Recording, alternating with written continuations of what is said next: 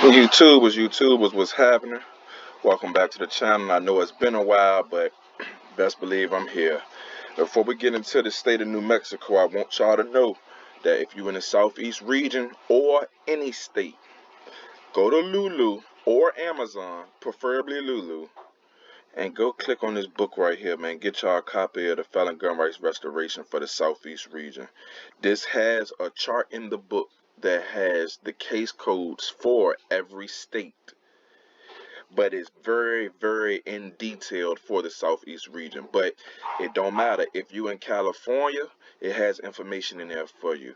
If you in Arizona, it has information in there for you, and if you in Idaho, it has information in there for you.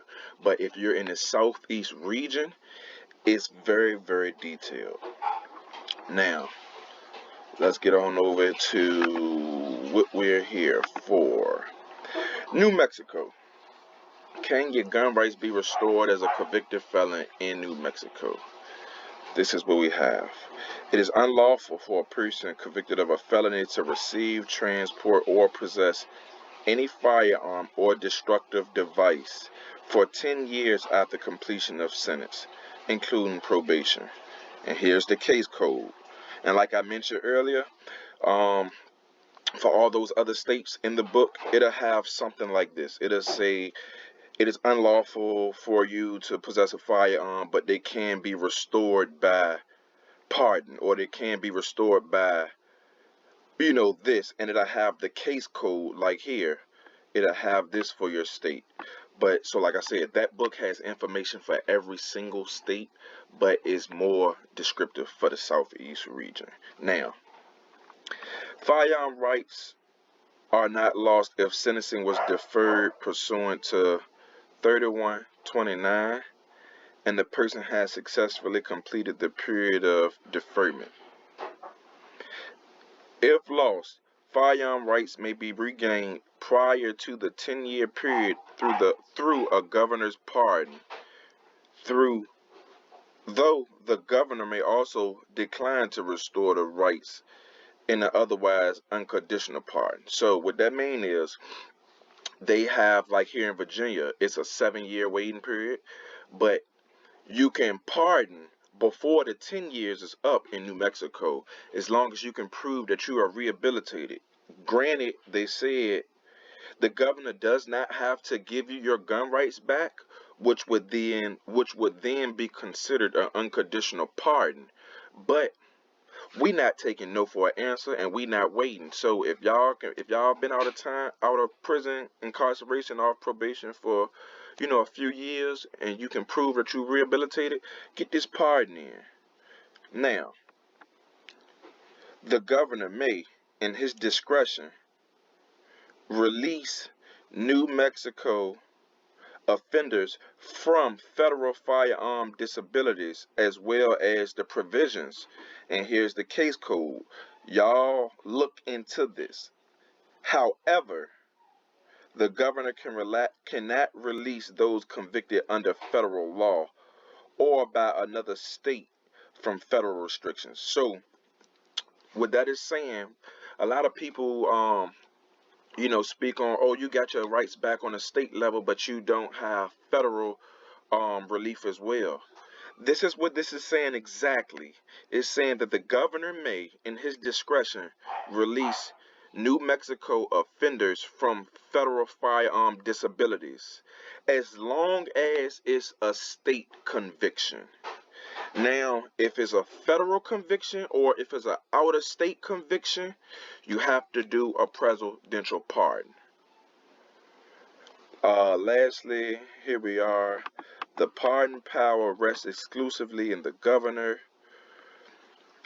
Here's a little more information on the page about ordinarily pardon requests for applicants convicted of misdemeanor DUI offenses, multiple felony convictions, sexual offenses, and violent offenses, or physical abuse involving minor children will not be granted.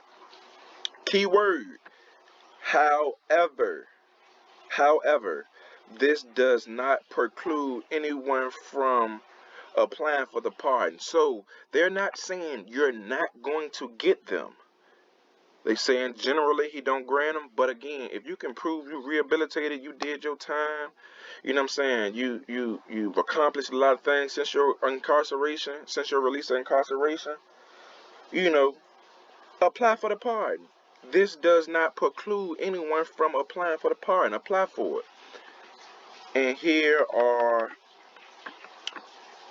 just some information. An applicant for this form of executive clemency must remain arrest-free for the following periods of time to be eligible to apply for relief. And here's that information there. So let's get over to the actual pardon form for New Mexico.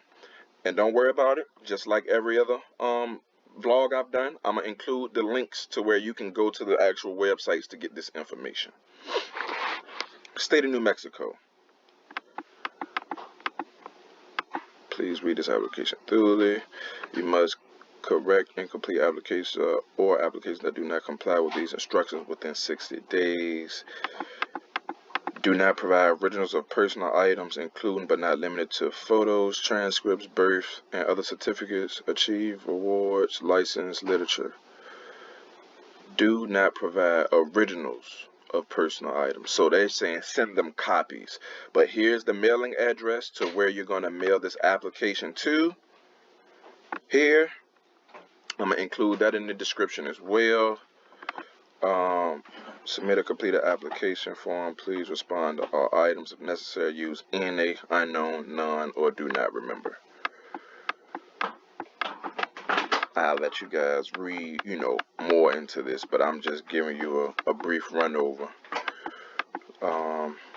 Failure to comply with these instructions may delay processing and require you to submit additional materials. After you have submitted your application, do not call the governor's office to check on the status of your application. You will be informed of any significant developments with respect to your application. A grant of executive clemency is earned by those who have demonstrated exemplary behavior, distant achievements, and proof of productive and law-abiding life. The burden is on the applicant to provide documents and follow the instructions. Like I said, if you can prove rehabilitation. Alright.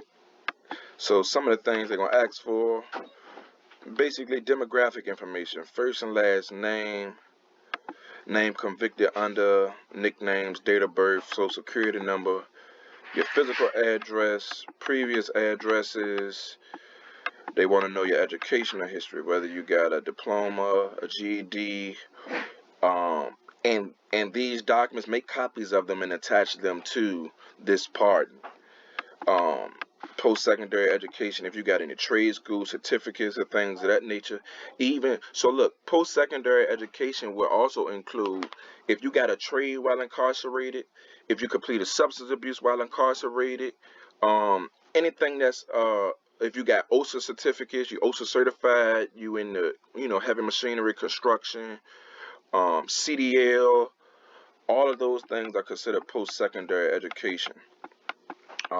Employment history, your criminal history. Include all crimes of which the applicant was convicted regardless of whether the court imposed a current sentence. Include the statutory citation for the offense. Case number, jurisdiction of court, law enforcement agency. Regardless of whether they're different crime or convicted crime. Sentence imposed. Probation sentence, was it satisfactory or unsatisfied? I further acknowledge that I should have the applicant support and document remain public. I agree to the governor's harmless and disclosure. And this was updated 4/17/2019. Y'all pardon pretty simple, man. There it is for you. So I'm gonna get these links up there. I'm gonna get this information up there, this video up there, so you guys can go over it. And please, any information that you may find along the process, please share it with the rest of the people in the felon world, man. Comment on the post, comment on the videos, man, and let people know what you have found that is proven. Don't give them your opinions. Just if you apply for it and you get denied, for this reason, A, B, and C, be factual with it. Don't give opinions, because opinions are the things that make people believe that it can't be done now, today. So a lot of people who still believe that you can't have your gun rights restored. So please, no opinions. Just give them all facts, and let's keep the ball rolling. Y'all make sure, if y'all haven't, please subscribe to the channel. Give me a thumbs up. Share this information amongst your peers if you know somebody else that could use it. And until next time, Big Felon checking out.